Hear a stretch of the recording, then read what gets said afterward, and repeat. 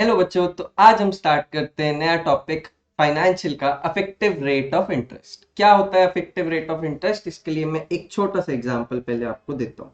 तो effective rate of interest समझने के लिए एक एग्जांपल मैं आपको देता हूँ। मान लीजिए मैं आपको देता हूँ 100 रुपये। 100 रुपये दे रहा हूँ एक साल के लिए। कितने साल के लिए? एक साल के लिए। और 10% कितने पे? 10% पे दे रहा हूं। तो आप मुझे एक साल बाद कितना लौटाओगे? आप बोलोगे 100 रुपए जो प्रिंसिपल लिया था हमने वो लौटाऊंगा।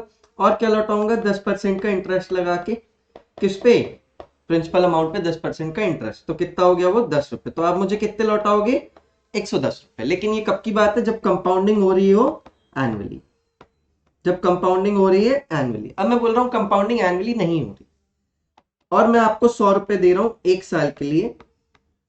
कंपाउंडिंग हो रही है यहाँ पे 10% पे। Compounding semi annually. कंपाउंडिंग कैसी है? Semi annually. तो अब अगर कंपाउंडिंग सेमी एनुअली है तो आप मुझे कितना पैसा लौटाओगे? तो आप मुझे कितना पैसा लौटाओगे? आप बोलोगे कंपाउंडिंग सेमी एनुअली है तो हमने जैसे कंपाउंडिंग एनुअली था तो उसके लिए सॉल्व किया था। अब उसके लिए सॉल्व किया था तो क्या हो गया था? इधर पे 100 इंटू ये कैसे आता है? 1 प्लस आई की वैल्यू क्या है? 10/100 की पावर 1 हो जाता है। ठीक है। कौन सा फॉर्मूला लगाया? ये अपन ने अमाउंट का फॉर्मूला लगाया। वो कैसे आता था? P इंटू 1 प्लस आई की पावर n। n यहाँ पे 1 ईयर है तो इसको सॉल्व किया था अपन ने। तो क्या हो जाएगा? 100 इंटू 1 प्लस, अभी क्या हो जाएगा? 100 प्लस 10 डिवाइडेड बाय 100। तो इसको सॉल्व किया अपन ने इस तरीके से अगर, तो अपन को आंसर क्या मिलता है बेटा? 100 इंटू 110 बाय 100। तो ये फॉर्मूला लगा के हमको क्या मिलता है कि 110 रुपए तुम मुझे लौटाओगे इंटरेस्ट के साथ। लेकिन अगर मैं बात करूं, क्या बात कर रहे हैं? अब कंपाउंडिंग कैसे हो रही है? Semi annually. अब कंपाउंडिंग सेमी एनुअली हो रही है तो फॉर्मूला कौन सा लग जाएगा अमाउंट का? P इंटू 1 प्लस आई की जगह पे बेटा R/M। और पावर में क्या आ जाएगा? MN। M कितना है? सेमी एनुअली साल में कितने बार कंपाउंडिंग? 2 बार। तो M की वैल्यू हो जाएगी 2। Rate of interest will be R will be 10। ठीक है क्या? इसमें रखते हैं P कितना है आपका? 1000। P कितना है? सॉरी 100 रुपए। तो अमाउंट कैसे निकालोगे? S is equal to 100 into 1 plus क्या हो जाएगा यहाँ पे? R विल बी 10/100 कर दोगे इसको तो 10/100 इंटू M। M की वैल्यू कितनी है? 2। M की वैल्यू कितनी है आपके पास? 2 है। अगर M की वैल्यू 2 है, ये सब आपने रख दिया, तो पावर में क्या आएगा? MN। MN मतलब 2 इंटू 1। M की वैल्यू 2 और नंबर ऑफ इयर्स इज 1। इसको कैलकुलेट करोगे तो ये देखो 2 से 10 से 5 और 105/100। तो क्या हो जाएगा? 100 इंटू यहां क्या लिख दोगे? 105। 100 प्लस 5 डिवाइडेड बाय 100 इस पूरे का स्क्वायर। तो ये क्या हो जाएगा इधर पे? 100 इंटू 1.05 का स्क्वायर। अब 1.05 का स्क्वायर कितना होता है? यहां से इसको हटा देता हूं, डायरेक्टली यहां पे देख लो। अब यहाँ क्या कर दोगे? 1.05 का स्क्वायर कर दोगे। अब 1.05 का स्क्वायर ऐसे निकाल लेंगे अपन। ये क्या होता है? 1.05 का स्क्वायर निकालने के लिए तो अपन 4 डेसिमल पीछे कर लेंगे। हमको पता है 5 5 25 और हमने ये ट्रिक सीखी है। 11 इंटू 10 कितना हो जाता है? 110। तो ये क्या हो जाएगा? 105 इंटू 105 होता है 11025 और इसमें 4 डेसिमल इधर तो 1.1025। ये ट्रिक मैं आपको सिखा दूंगा। ठीक है। तो यहाँ पे क्या हो जाएगा? 100 मल्टीप्लाइड बाय 1.1025। तो ये कितना हो जाएगा बेटा? 110.25। अमाउंट कितना आ गया? 110.25। इसका मतलब जब कंपाउंडिंग एनुअली हो रही थी तो आप मुझे कितना लौटा रहे थे इंटरेस्ट के साथ? आप 110 रुपए लौटाते रहे। लेकिन अगर कंपाउंडिंग सेमी एनुअली हो रही है तो आप मुझे कितना लौटा रहे हो? 110.25। मतलब कुछ तो ज्यादा आपने मेरे को पे किया। लेकिन आपने बोला भैया जो कंपाउंडिंग थी वो तो 10% की थी, रेट ऑफ इंटरेस्ट था वो तो 10% था। लेकिन यहाँ पे क्या हो गया? Semi annually. यहाँ पे क्या है? एनुअली।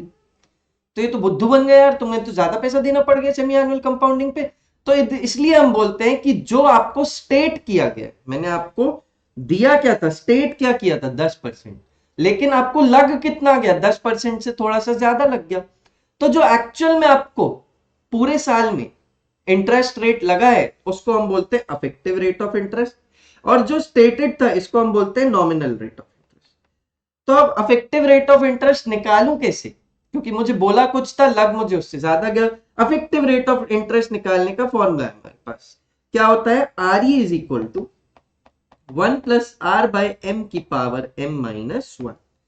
इसी केस में अगर आप देखते तो आपका अफेक्टिव रेट ऑफ इंटरेस्ट क्या निकल जाता, 1 प्लस आर की वैल्यू बोल भाई 10 अपॉन 100, लेकिन सेमी एनुअल कंपाउंडिंग थी तो इंटू 2 की पावर क्या हो जाती है यहाँ पे 2 माइनस 1। इसको सॉल्व करोगे तो ये कितना हो जाता है, फिर से बेटा आपके पास ये हो गया 5 और ये 105 बाय 100 1.05 का स्क्वायर। तो 1.05 का स्क्वायर अभी अभी हमने निकाला था, ये कितना आ रहा था अपने पास, आ रहा था 1.1025। तो ये कितना हो जाएगा 1.1025 माइनस 1।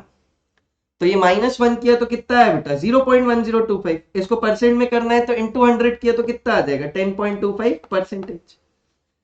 आपको स्टेट कितना किया गया था 10%, मतलब nominal rate of interest was 10% but affective rate of interest is 10.25%।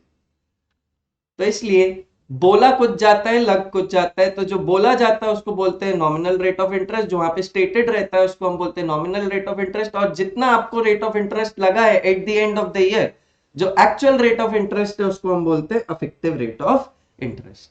तो अफेक्टिव रेट ऑफ इंटरेस्ट का फॉर्मूला क्या है बेटा, r is equal to 1 plus are by M की पावर एम माइनस 1। इसी में और केसेस हैं अफेक्टिव रेट ऑफ इंटरेस्ट में भी, उसको भी देख लेते हैं अपन।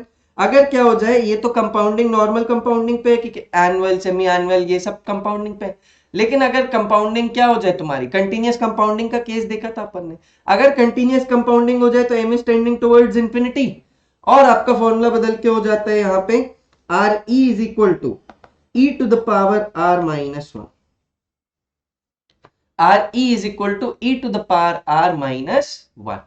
ये कैसे निकलता है, ये सॉल्व करके निकलता है m टेंडिंग टुवर्ड्स इंफिनिटी। ये मैंने एक्सप्लेन किया हुआ है पूरा बहुत अच्छे से, आप जाके वीडियो रेफर कर सकते हो ऐप में, लेकिन अभी के लिए मैं बस फॉर्मूले पे स्टिक करूंगा। r is equal to e to the power r minus 1, this is effective rate of interest in case of continuous compounding. Fine, this is effective rate of interest in case of continuous compounding. r is equal to e to the power r minus 1। ठीक है क्या, तो ये हो गया आपका क्या effective rate of interest. दो केस, पहला फॉर्मूला क्या था, r is equal to 1 plus are by M की पावर एम माइनस 1, दूसरा क्या था continuous compounding, r is equal to e to the power r minus 1। लेकिन अगर क्वेश्चन बोले तुमको कि मैं आपको बता रहा हूं ऑलरेडी कि जो आपको लगने वाला अफेक्टिव रेट ऑफ इंटरेस्ट है, जो लगने वाला अफेक्टिव रेट ऑफ इंटरेस्ट है वो है 10.25%। वो ऑलरेडी बता रहे कि आपको 10.25% अफेक्टिव रेट ऑफ इंटरेस्ट लगने वाला है, और आपसे पूछ ले फिर मैं आपको स्टेट कितना करूं, मतलब मैं नॉमिनल रेट ऑफ इंटरेस्ट आपको कितना शो करूं ताकि मेरे को 10.25% मिल जाए। तो इसको बैक जब हम जाते हैं, मतलब जब हम आर से आर ही निकाल रहे थे तो इसको बोल रहे थे अफेक्टिव रेट ऑफ इंटरेस्ट, लेकिन अगर कोई आर ही दे देता है आपको और आर पूछता है तो इसको हम बोलते हैं फोर्स ऑफ इंटरेस्ट कैलकुलेट करना। इसको हम क्या बोलते हैं, फोर्स ऑफ इंटरेस्ट कैलकुलेट करना। तो कंटीन्यूअस कंपाउंडिंग के केस में फोर्स ऑफ इंटरेस्ट का फॉर्मूला क्या हो जाता है, फोर्स ऑफ इंटरेस्ट का formula r is equal to क्या होता था बेटा, ई की पावर आर माइनस 1। ठीक है, अब क्या निकालना है, आर की वैल्यू निकालनी है क्योंकि आर ही हमको गिवन है, तो r e plus 1 will be equal to e to the power r. दोनों साइड लॉग ले लेते हैं बेटा, तो ये हो जाता है log of r e plus 1 is equal to log of e to the power r. इसमें सॉल्व करते हैं तो log of r e plus 1 is equal to r into log e, और जब log e इससे डिवाइड होता है तो बेटा log की वैल्यू होती है यहाँ पे, log e की वैल्यू 0.4343, वो जब डिवाइड होता है उसके बाद सॉल्व करते हैं तो r बिकम्स 2.3025, मतलब 1 by log e into log of r e plus 1, जिसको हम लिख देंगे 2.3025 log of r e plus 1, log of r e plus 1। This is force of interest, this is force of interest in case of continuous compounding. तो ये हमको आना चाहिए, दोनों साइड खेलते आना चाहिए। ये कैसे निकला है बेटा, log e जब डिवाइड होगा तो 1 बाय log e, मतलब 1 बाय 0.4343 करोगे तो क्या मिल जाएगा 2.3025, और फिर log of r e plus 1। तो कौन से फॉर्मूले, पहला formula r is equal to 1 plus are by M की पावर एम माइनस 1, दूसरा formula r is equal to e to the power r minus 1, this is in case of continuous compounding, और तीसरा formula क्या, जब मुझे affective rate of interest दिया और मुझसे नॉमिनल पूछा हो तो उसको बोलते हैं फोर्स ऑफ इंटरेस्ट, और फोर्स ऑफ इंटरेस्ट निकालने का फॉर्मूला क्या हो जाता है, force of interest is equal to 2.3025 log of r e plus 1। ये याद रखना है, ये हमको तीन फॉर्मूले काम में आएंगे। फटाक से सीखते हैं इससे क्वेश्चंस के साथ। Find the effective rate of interest that is equivalent to nominal rate of 8% compounded semi annually. इसका मतलब इफेक्टिव रेट ऑफ इंटरेस्ट निकालना है हमको। अब अगर इफेक्टिव रेट ऑफ इंटरेस्ट निकालना है तो आर ई की वैल्यू क्या हो जाती है, 1 plus are by m to the power M minus 1।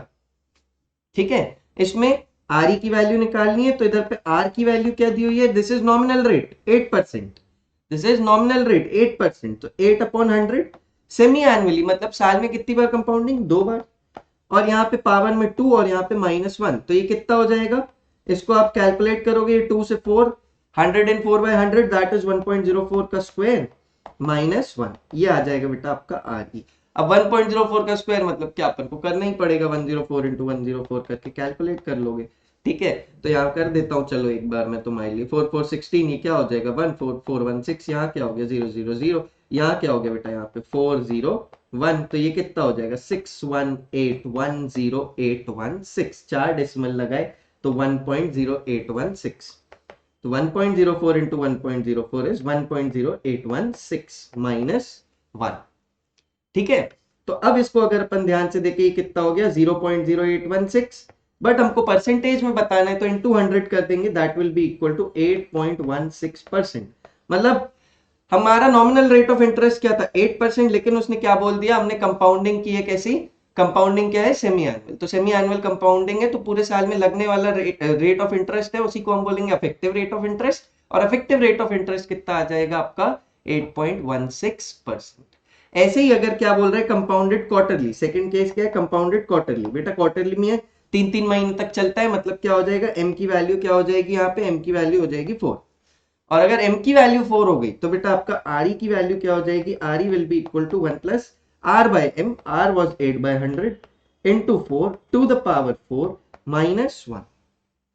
ठीक है, तो ये क्या हो जाएगा 4 से 2 कैंसिल, तो ये हो जाएगा 1.02 की power 4 minus 1 is equal to r e. तो अब भैया क्या मैं 102 को 4 बार मल्टीप्लाई करता रहूंगा और डेसिमल, नहीं बेटा, ये या तो लॉग टेबल देनी पड़ेगी उनको या फिर वो आपको 1.02 की पावर 4 की वैल्यू दे देंगे। ठीक है क्या, तो बस इसी तरीके से आपको कैलकुलेट करना है। अब आई होप ये आप समझ ही गए होगे। कंटिन्यूअसली के केस में, कंटिन्यूअसली के केस में क्या हो जाएगा, कंटिन्यूअसली के केस में r E is equal to e to the power r minus 1, r E is equal to e to the power r minus 1। तो अगर e to the power r minus 1 लिखा हुआ है तो इसको कैसे करोगे, आपको पता है e की पावर r की वैल्यू क्या है बेटा 8/100, तो वो क्या हो जाएगा 0.08 माइनस 1। तो भैया इसको अब हम कैलकुलेट कैसे करें, इसको कैलकुलेट करने के लिए बेटा आपको वैल्यूज गिवन रहेंगी, किसकी वैल्यू गिवन रहेंगी, e की पावर 0.08 की वैल्यू गिवन रहेगी। जैसे अगर मैं यहाँ पे अब आपको वैल्यू दे देता हूँ, अगर मैं आपको वैल्यू देता हूँ e की पावर 0.08 की वैल्यू होती है 1.0833। अब 1.0833 ये मैंने आपको क्वेश्चन में गिवन है, तो क्या कर दोगे यहाँ पे -1 और इसको सॉल्व करोगे तो ये कितना आ जाएगा 0.0833, जिसको आप बोल दोगे 8.33% is the effective rate of interest when we have continuous compounding at 8%। ठीक है, ऐसे ही आपका 1.02 की पावर 4 की भी वैल्यू अगर मैं आपको दे दूं तो वो क्या हो जाती है 1.0824 approximately -1 which will be 0.0824, इसको 100 से मल्टीप्लाई कर दोगे तो this will be 8.24%। so when the compounding is done quarterly at 8%, so the effective rate of interest is 8.24%। बस इतना ही है, इससे ज्यादा कुछ भी नहीं है, यही है आपका इफेक्टिव रेट ऑफ इंटरेस्ट, यही करते रहते हैं अपन इसमें। ठीक है, समझ में आ गया क्या, मेरे हिसाब से ये बहुत आसान है, इसमें समझने लायक ऐसा बहुत खास कुछ है नहीं। बस अगर आप ये एग्जाम्पल को पकड़ पाते हो 100 रुपए वाले, अगर आप ये एग्जाम्पल को पकड़ पाते हो 100 रुपए वाले में हुआ क्या था, कंपाउंडिंग एनुअली थी तो 110 रुपए वापस मिलता था, लेकिन अगर कंपाउंडिंग सेमी एनुअली कर दी तो 110.25 मिलता है मेरे को वापस। मतलब वहां पे कितना लग रहा था, यहाँ पे मेरे को net effective rate of interest was 10%, but यहाँ पे मेरे को net effective rate of interest was 10.25%। ये मैंने आपको कैलकुलेट करके दिखाया था फॉर्मूला। लेकिन हर बार क्या होगा, एक साल की बात नहीं चलेगी, हो सकता है उससे मतलब सिर्फ सेमी एनुअल कंपाउंडिंग नहीं चलेगी कि आप इजीली कैलकुलेट कर लो, ज्यादा बार भी हो सकता है क्वार्टरली, और तो फिर वहां पे ये सारे फॉर्मूलेज हमको यूज करने पड़ते हैं। कौन से, r is equal to 1 plus r by m की पावर एम माइनस 1। दूसरा फॉर्मूला बेटा क्या हो जाता है, यहाँ पे अपन ने और सीखा continuous compounding, r is equal to e to the power r minus 1। और किसी ने अगर उल्टा पूछ लिया हमसे कि इफेक्टिव रेट ऑफ इंटरेस्ट हमको दिया हुआ है, हमको पूछा क्या है नॉमिनल रेट ऑफ इंटरेस्ट, तो उसके लिए हम कैलकुलेट कर देंगे force of interest which is equal to r is equal to 2.3025 log of r e plus 1। खत्म। आओ आगे बढ़ते हैं, अगला क्वेश्चन करते हैं। आओ आगे बढ़ते हैं, अगला क्वेश्चन करते हैं। A money lender charges interest at the rate of 10 रुपी पर 100 rupees per half year payable in advance. बहुत ही अच्छा क्वेश्चन है ये और बहुत ही इंपॉर्टेंट क्वेश्चन है। कैसा क्वेश्चन है ये? बहुत ही इंपॉर्टेंट क्वेश्चन है। यहाँ पे मतलब क्या है इसका, इसको बहुत ध्यान से समझना। इधर पे मुझे आर मतलब नॉमिनल रेट ऑफ इंटरेस्ट भी खुद कैलकुलेट करना पड़ेगा। अब वो मैं कैसे कैलकुलेट करूं भैया, आप बताओ कैसे करूंगा यार। देखो, a money lender charges interest at the rate of 10 रुपी पर 100 रुपीज। अगर वो 10 रुपए ले रहा है 100 रुपए पे, इसके आगे का मैं नहीं पढ़ रहा, अगर वो 10 रुपए ले रहा है 100 रुपए देने पे, तो उसका रेट ऑफ इंटरेस्ट आप बोल देते क्या हो जाता है 10/100। इतना मुझे आता है, ये हो जाता है मेरा 10/100। लेकिन वो क्या बोलता है 10 rupees per 100 rupees per half year, मतलब वो क्या कर रहा है आधे साल के लिए ऐसा कर रहा है, और पेबल इन एडवांस, एडवांस में भी। तो इसका मतलब आप उससे 100 रुपए लेने गए तो उसने बोला कि एक काम करो पहले 10 रुपए दो मेरे को, तुम पहले मुझे क्या करो तुम 10 रुपए दो। क्यों दो? मैं एडवांस में इंटरेस्ट काट रहा हूं, एडवांस में मैं क्या कर रहा हूं इंटरेस्ट काट रहा हूं। तो एक्चुअल में उसने मुझे दिए कितने, उसने मुझे दिए कितने 90 रुपए, और मुझसे इंटरेस्ट के नाम पे ले कितने लिए 10 रुपए। तो मेरा रेट ऑफ इंटरेस्ट क्या हो जाएगा 10/90। लेकिन ये हुआ क्या है आधे साल के लिए। मैं आर की बात कभी भी पूरे साल के लिए करता हूं, तो आधे साल के लिए 10/90 है, तो बेटा पूरे साल के लिए क्या हो जाएगा 10/90 इंटू 2। बहुत ध्यान से सुनना। मैं उससे 100 रुपए लेने गया, उसने मुझे 100 रुपए नहीं दिए, उसने बोला मैं 10 रुपए काट लूंगा और अभी के अभी काट लूंगा, एडवांस में ही रख लूंगा। कितने रख लूंगा 10 रुपए रख लूंगा। तो दिए कितने उसने मेरे को 90, इंटरेस्ट कितना ले लिया 10 रुपए का। लेकिन ऐसा हुआ कब, ऐसा पहले 6 महीने के लिए। क्यों? क्योंकि साल में ऐसा 2 बार कर रहा है। तो पहले 6 महीने का रेट ऑफ इंटरेस्ट क्या हो जाएगा, पहले 6 महीने का रेट ऑफ इंटरेस्ट हो जाएगा आपका 10/90। लेकिन उसने क्या बोला कि आर को हम क्या लिखते हैं कभी भी पूरे साल के लिए लिखते हैं। तो आधे साल में अगर 10/90 है तो पूरे साल में क्या हो जाएगा 10/90 इंटू 2, और m की वैल्यू क्या हो जाएगी इधर पे 2। तो आपको इफेक्टिव रेट ऑफ इंटरेस्ट अगर कैलकुलेट करना है इसके लिए, तो आर की वैल्यू क्या हो जाती है, r is 1 plus are by m to the power m minus 1। यहां क्या हो जाएगा 1 प्लस, यहां क्या हो जाएगा 10/90 इंटू 2। ये क्या कर दिया हमने, आर को लिखा है। अब m की वैल्यू इंसर्ट करते हैं, वो भी क्या है 2 दी हुई है, और पावर क्या है ऊपर 2 माइनस 1, 2 से 2 गया, और यहाँ पे क्या हो जाएगा 100/90। इसको आप आगे सॉल्व करोगे तो क्या हो जाएगा 90 प्लस 10 दैट इज 100/90 का square minus 1। So this is your R E. इसको सॉल्व करोगे आगे तो क्या हो जाएगा बेटा 10/9 का स्क्वायर, 10/9 का स्क्वायर इज 100/81 माइनस 1। 100/81 क्या हो जाएगा बेटा आपका 100 minus 81 divided by 81। So this is your are e.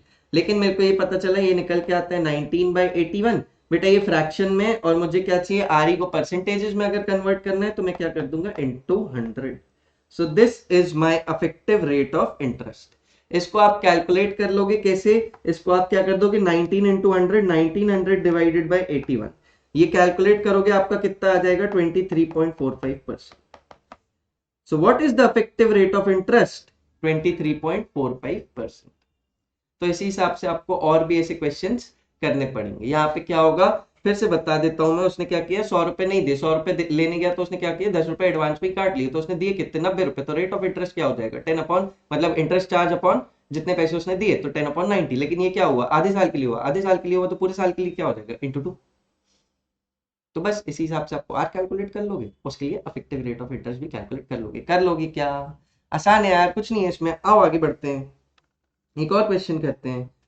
तो ये देखो, to what sum will 6000 accumulate in 8 years if invested at an effective rate of 8%। अगर अब यहाँ पे इफेक्टिव रेट ही दे दिया है 8% का, ठीक है, और क्या बोला है 6000 का कितना रुपए हो जाएगा 8 साल में, तो क्या बोलते हैं s is equal to p into 1 plus i की power n। s is equal to p into 1 plus i की पावर n। इधर पे i की वैल्यू ही क्या हो जाएगी बेटा 8/100, 8%, और ये क्या हो रहा है 8 साल के लिए हो रहा है, तो पावर में क्या आ जाएगा 8, और कितने रुपए दिए थे आपने 6000 रुपए। तो s की वैल्यू क्या हो जाएगी 6000 इंटू 1 प्लस 8/100 की पावर 8 मतलब 1.08 की पावर 8। तो ये आपको क्या होगा, अब क्वेश्चन में वैल्यू गिवन रहेगी कि 1.08 की पावर 8 की वैल्यू क्या होती है। तो अगर मैं आपको यहाँ पे दे दूं ये वैल्यू कितनी हो जाती है आपकी, ये वैल्यू हो जाती है लगभग लगभग ये वैल्यू आ जाएगी आपकी 1.8509। इसको आप क्या कर लोगे, 6000 से मल्टीप्लाई कर दोगे और जो भी आपका आंसर आएगा वो रहेगा फाइनल आंसर। इसका फाइनल आंसर आप जब कैलकुलेट करोगे लगभग लगभग इसके आसपास आएगा, लगभग इसके आसपास आएगा, वही आपका क्या है करेक्ट आंसर। ठीक है, 11104 हो सकता है, 6 हो सकता है, वही आपका, वो डिपेंड करता है कि क्वेश्चन में वैल्यू आपको क्या गिवन है। अगर 1.08 की पावर 8 गिवन है तो उसके हिसाब से जो आंसर आ रहा है वो करेक्ट हो जाएगा। ठीक है क्या, तो बस इस हिसाब से हमको इफेक्टिव रेट ऑफ इंटरेस्ट के क्वेश्चंस करने होते हैं।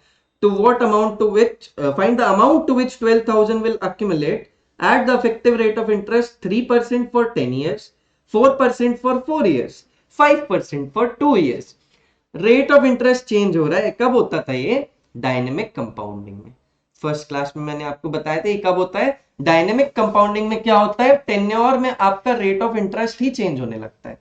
तो अब अगर रेट ऑफ इंटरेस्ट ही चेंज होने लगेगा तो क्या हो जाएगा बताओ, क्या था formula, s is equal to p into 1 plus i one की power n1 into 1 plus i two की पावर n2। ऐसा कितनी बार हो रहा है, 3%। पहले क्या है, will accumulate at effective rate of 3% for 10 years, 4% for 4 years and 5% for 2 years। तो अब ये कैसे चल रहा है, 3% भी हो रहा है, 4% भी हो रहा है और 5% भी हो रहा है। तो ये क्या हो जाएगा, 1 प्लस आई थ्री की पावर n3। तो बस इधर पे अपन सॉल्व कर देंगे। कैसे सॉल्व कर देंगे, i1 की वैल्यू क्या हो जाएगी, i1 की वैल्यू हो जाएगी 3/100 और n1 की वैल्यू क्या हो जाएगी 10। i2 की वैल्यू क्या हो जाएगी इधर से 4/100 और बेटा n2 की वैल्यू क्या हो जाएगी 4। वैसे ही बेटा i3 की वैल्यू क्या हो जाएगी, i3 की वैल्यू हो जाएगी 5/100 और n3 की वैल्यू क्या हो जाएगी 2। बस इसी टाइप से आपको सॉल्व कर देना है। क्या कर दोगे अब, p की वैल्यू क्या है आपके पास 12000, p की वैल्यू क्या है आपके पास 12000। तो इसको सॉल्व कैसे करोगे, s will be equal to 12000 into 1 plus i one, 1 plus i one मतलब 1 plus 3/100, 3/100 to the power n1 into 1 plus 4/100 to the power 4 into 1 plus 5/100 to the power 2। इसको कैलकुलेट करना पड़ेगा। ये क्या लिखा हुआ है अपने पास 12000 मल्टीप्लाइड बाय 1.03 की पावर 10, यहाँ क्या हो जाएगा 1.04 की पावर 4 और ये हो जाएगा 1.05 की पावर 2। बेटा इसकी वैल्यू आपको क्वेश्चन में गिवन रहेगी। 1.03 की पावर 10 क्या होती है, 1.04 की पावर 4 क्या होता है, 1.05 की पावर 2 क्या होता है। आप इसको उठाओगे, वैल्यू सब्स्टिट्यूट करोगे, लास्ट में मल्टीप्लिकेशन करके उसको आंसर दे दोगे। मैं समझ रहा हूँ थोड़ा सा टीडियस हो जाएगा, पर हाँ फाइनेंशियल में कैलकुलेशंस कैसी है, थोड़ी सी टफ कैलकुलेशंस तो है। तो इसी हिसाब से आप बता दो कि 12000 रुपए को अगर हम इन्वेस्ट करके रखें 10 साल के लिए 3% पे, 4% पे 4 साल के लिए, 5% पे 2 साल के लिए, तो आपका अफेक्टिव जो अमाउंट है वो कितना बनेगा। तो S will be equal to P into 1 पे। ये कौन सा केस है, डायनेमिक कंपाउंडिंग का केस है। ये कौन सा केस है, डायनेमिक कंपाउंडिंग। फर्स्ट क्लास में ही मैंने रिवाइज करा दिए थे, 11th का कॉन्सेप्ट है, 11th में ये चीजें बताई गई। ठीक है क्या, आगे बढ़ूं, आगे बढ़ता हूं। What annual rate compounded continuously is equivalent to an effective rate of 10%। अब यहाँ पे क्या है, कंपाउंडिंग कंटिन्यूसली है, अफेक्टिव रेट 10% है, तो आर की वैल्यू क्या हो जाएगी बेटा 10/100। और आपको अब निकालना क्या है, आर की वैल्यू निकालनी है। इसका मतलब आपसे क्या पूछ रहा है, फोर्स ऑफ इंटरेस्ट पूछ रहा है। फोर्स ऑफ इंटरेस्ट का फॉर्मूला क्या हो जाएगा, r is equal to 2.3025 log of r e plus 1। खत्म, इतना सॉल्व करना है। क्या हो जाएगा 2.3025 लॉग ऑफ आर ई मतलब 10/100 प्लस 1। तो इसको सॉल्व करोगे ये कितना हो जाएगा, log of 100 10 plus 100 divided by 100 into 2.3025। तो ये कितना हो जाएगा, सॉल्व करोगे इसको तो this will be equal to 2.3025 multiplied by log of 110/100 that is equal to 1.1। तो अब लॉग ऑफ 1.1 की क्वेश्चन में वैल्यू गिवन रहेगी। अभी के लिए मैं आपको दे देता हूं लॉग ऑफ 1.1 की वैल्यू। तो लॉग ऑफ 1.1 की वैल्यू आपकी हो जाएगी 0.0414, 2.3025। तो ये कितनी वैल्यू गिवन रहेगी आपको 0.0414। तो इसको आप मल्टीप्लाई कर लोगे, आपका आंसर आ जाएगा।